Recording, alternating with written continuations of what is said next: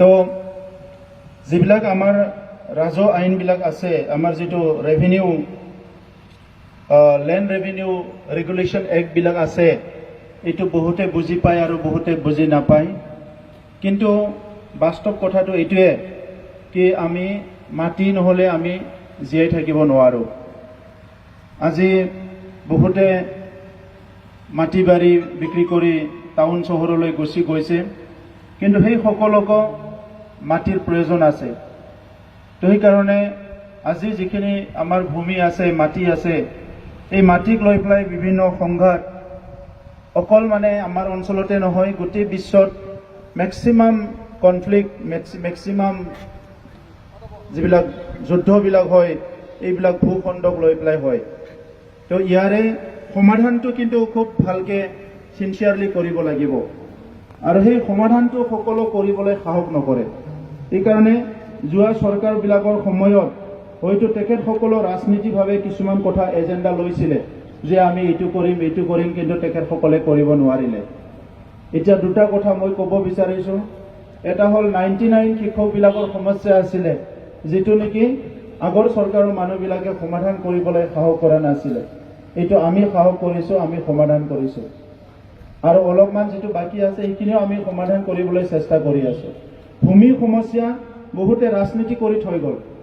এই ভূমি সমস্যাটো লৈ পেলাই বড়ো ৰাজনীতি কৰিছে, অবড়ো ৰাজনীতি কৰিছে, দুই চাইডে ৰাজনীতি কৰিছে। কোনোবা কৈছে যে আমি অবড়ো মানুহ কাৰণে ভূমিৰ পাট্টা পোৱা নাই, আমি মুছলমান কাৰণে পোৱা নাই, আমি বঙালীৰ কাৰণে পোৱা নাই, কিন্তু বড়োবিলাকৰো হাজাৰ হাজাৰ আছে। আজি মোৰ যিখিনি মাটি মই দেউতাৰ পৰা পালোঁ, ইয়াৰ ভিতৰত 2-3 বিঘা মাটিহে মানে মেডি মাটি, বাকীখিনি এতিয়াও খাচ মাটি। কিন্তু মোৰ বয়স এতিয়া 48ত আৰম্ভ হ'ল। 48 বছৰৰ আগৰ পৰাই মোৰ দেউতাই বহুত চেষ্টা কৰি আছিলে মাটিডোখৰ মেডি কৰিবই নোৱাৰিলে। কেতিয়াবা চাৰ্কল অফিচাৰে কয় এই বছৰ নহ'ব, অহা বছৰ আহক। কেতিয়াবা মণ্ডলে কয় এইবাৰ নহ'ব আৰু আপুনি 3 বছৰ পিছত আহক। এনেকা কৰি এতিয়ালৈকে মাটিডোখৰ হোৱাই নাই। আৰু ইণ্টাৰেষ্টিং কথা ক'ব বিচাৰিছোঁ মই আপোনালোকক। কেইদিনমান আগতে আমাৰ একেলগে আমি 4-5জন মান মানে মোৰ ঘৰত মোৰ পৰিয়ালৰ পৰাও মই যাই পেলাই মণ্ডলক খোজ কৰিব নোৱাৰিলোঁ। আৰু মণ্ডলজনে নাজানে যে প্ৰমোদ বড়ো কোৱাটো এই চিফ প্ৰমোদ বড়োৱে হয়। সি ভাবিলে এনেকুৱা প্ৰমোদ বড়ো কিমান আছে, মই দক্ষিণাটো নাপালে মই এইটো কামটো নকৰোঁ। আৰু এইকাৰণে আজি মেলাটো যে আমি পাতিছোঁ, যে নিজৰ মাটি, নিজৰ ভূমি, নিজৰ পৈতৃক সম্পত্তি, নিজৰ মানে প্ৰত্যেকৰ নামত, উত্তৰাধিকাৰীৰ নামত যে নামজাৰি কৰিব লাগে, সেইখিনিতো যদি ইমান গণ্ডগোল থাকে, সেইটো কেনেকৈ হ'ব?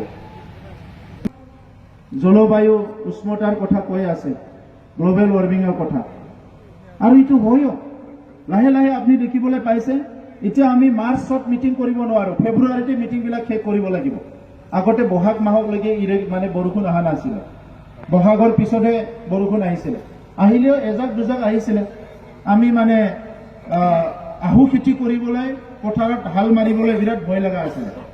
যেতিয়া দেউতাই কয় যে আজি স্কুল নাই, হালটো মাৰাচোন যাই পেলাই, ইমান টান হৈ থাকে মাটিটো আহু খেতি কৰিবৰ কাৰণে, নাঙল মানে লৈ যাবলৈ বহুত কষ্ট পাইছিলোঁ। কিন্তু আজিকালি কি হয়, বহাগ বিহুলৈ বাদ নাচায়, এই ফেব্ৰুৱাৰীৰ পৰা বৰষুণ আৰম্ভ কৰে। কেইদিনমান আজি গছ গছনিও ৰাখিব লাগিব, এইটো কথাও আমি পাহৰি যাব নালাগে। তো সেইকাৰণে আজি আমাৰ নিজে আমি বেলেগ সমস্যা সমাধান কৰিব যোৱা নাই। এই সমস্যাবিলাক আমি চবেই ভুগি আছোঁ। ইয়াত কোনোবা মাটি এডোখৰ কিনিছে, মাটিটো ৰেজিষ্টাৰ কৰিব পৰা নাই, আজি কালি পৰহি মণ্ডলক মাতিলে নাহে, জুখি দিব লাগে মাটিটো, আজি জুখিব নোৱাৰোঁ। নটিচ দিব লাগিলে মনে মনে নটিচটো এজনক দিয়ে, এজনক নিদিয়ে। তাৰপিছত কয় যে এই চব সীমা ভাগি নাহিলে মাটি জুখিব নোৱাৰিম নহয়। এনেকা কৰি গোটেই ঝামেলাবিলাক কৰি দিছে। তো সেইকাৰণে আজি চাৰ্কল অফিচবিলাকত যিটো হৈছে যে আমাৰ চৰকাৰ অহাৰ পিছতো মই বহুত মানুহবিলাকে ফোন কলবিলাক টেপিং কৰি দিয়ে, ইমান পইচা লাগে নহ'লে নকৰোঁ, ইমান পইচা লাগে নহ'লে নকৰোঁ। তো এই সমস্যাটো আমি স্থায়ী সমাধান কৰিব বিচাৰিছোঁ। সমাধান কৰিব লাগে নে নালাগে ৰাইজ? লাগেতো। বহুত মনে মনে থকাৰ কাৰণে আৰু মই নালাগে নেকি বুলি ইয়াত যাত শুব আৰম্ভ হয়, প্ৰায় 3-4 দিন পিছৰ পৰা আমাৰ এটা SOP ওলাব। এই SOPটো লৈ পেলাই প্ৰত্যেকটো সাৰ্কলত আমি 10 দিন সময় দিম। এই 10 দিনত আপোনালোকে আহি আপোনালোকৰ ক্লাসিফিকেশন কৰা, নামজাৰি কৰা, চিঠা বহিত কিবা গণ্ডগোল আছে এইটো ঠিক কৰা, জমাবন্দীত কিবা এটা সমস্যা আছে এইটো ঠিক কৰা, এইবিলাক গোটেই সমস্যাবিলাক ঠিক কৰিব পাৰিব। এতিয়া আমাৰ অসম চৰকাৰে মিছন বাসুন্ধাৰা আৰম্ভ কৰিছে। আমিও মিছন বৈষ্ণুমতি কৰিবলৈ গৈ আছো। আমি 27 জানুৱাৰীটো ডেডলাইন টাইম লৈছো যে 27 জানুৱাৰীৰ পৰা সবে অনলাইনত নিজৰ নাম ক'ৰবাত ভুল হৈছে, নাম কাৰেকশ্যন কৰিছে, সব কৰিব পাৰিব। আৰু প্ৰমাণ পত্ৰবিলাক সব অনলাইন পাই যাব আৰু আপোনালোকে কোনো দালালি ধৰিব নালাগে। মাজৰ মানুহবিলাকক আৰু পইচা দিব নালাগে। বহুত সময়ত এই সমস্যাটো হৈ থাকে, মইতো নিজেও বহুত ভুগি আহিছো আগতে। তো এই কাৰণে মানে মিছন ভিতৰতো কৰিলো, কমপ্লিট হোৱা নাই বহুত জায়গাত। তো সেইখিনি সব আমি কেডেষ্ট্ৰিয়েল সাৰ্ভেটো কমপ্লিট কৰিবলৈ গৈ আছো। মাটিৰ যিমান ঝামেলা, এই ঝামেলাটো 100% সমাধান কৰিবলৈ আমি গৈ আছো। গতিকে এই ক্ষেত্ৰত আপোনালোকৰ সহায় লাগিব। আৰু আমাৰ চৰকাৰ বুলি কোৱাৰ কাৰণে ক'লে দুটা ধাৰণা আহি যায় মানুহবিলাকৰ। এটা হ'ল চৰকাৰ বুলি ক'লে সব ফ্ৰী পাব লাগে, হয়, চৰকাৰটোতো পাব্লিকৰে হয়। আৰু এটাটো হ'ল চৰকাৰ বুলি কোৱাৰ লগে লগে এইটো কৰি দিব লাগে। ঠিক আছে, চৰকাৰে এইটো কৰি দিবই, কিন্তু চাব লাগিব আপুনি আজি ৰাজহ চক্ৰত কেইজন বিষয়া আছে, কিমানজন মানুহ আছে, কামটো কৰিব পাৰিবনে নাই। আৰু কামটো কৰিব পাৰিলে সি যদি কৰা নাই তাৰ ওপৰত কমপ্লেইন কৰিব লাগিব। আৰু পইচাটো যাচি দিব নালাগে। মই প্ৰেক্টিকেলি এটা কথা ক'ব বিচাৰিছো আপোনালোকৰ আগত। কেইদিনমান আগত আমি চাকৰি দিলো টেট পাছবিলাকৰ, অলপ দিন হ'ল। আমি যেতিয়া চাকৰিটো দিলো তাত আমি এটা চিষ্টেম বনালো যাহাতে ইয়াত কোনো ঘুষ খাওয়া এইবিলাক কৰিব নোৱাৰে। এক সাইডে মেৰিট লিষ্টৰ নাম ওলাব, এক সাইডে কম্পিউটাৰত মানে ভেকেন্ট পোষ্ট ওলাব। আমি চইচটো আমি অফিচাৰক দিয়া নাই, চইচটো আমি কেণ্ডিডেটক দিছো।